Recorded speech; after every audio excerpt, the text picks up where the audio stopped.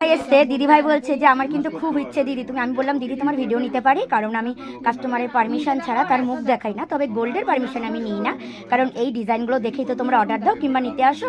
তো খুবই ভালো, ভীষণ সুন্দর একটা চাটাই হার, একটা বক্স আংটি নিয়ে যাচ্ছে। চাটাই হারটা পড়ছে 1,62,000 অ্যাপ্রক্স আছে, 1,62,000।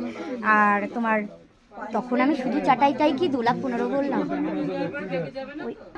যাই হোক, আমি একটা ভুল, একটু আগে একটা ভিডিও করেছি, সেখানে চাটাই যারা দেখতে পাবে তারা ওখানে আমি 2,15,000 বলেছি, একদম ভুল, ওখানে অনেক কিছু নিয়ে 2,15,000 হয়েছিল।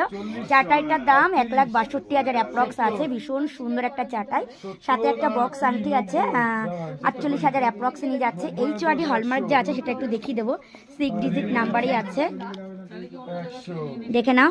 দেখো আজকের দিনে দাঁড়িয়ে 4.5% মেকিং চার্জে 6 ডিজিট নাম্বার দিয়ে প্রতিটা জিনিস দিচ্ছে। দিদিকে আমি এবার দেখাবো। আচ্ছা দিদি, তুমি কোথা থেকে এসছো? বারাসাত থেকে। ফার্স্ট টাইম আসলে? ভিডিও দেখে এসছো?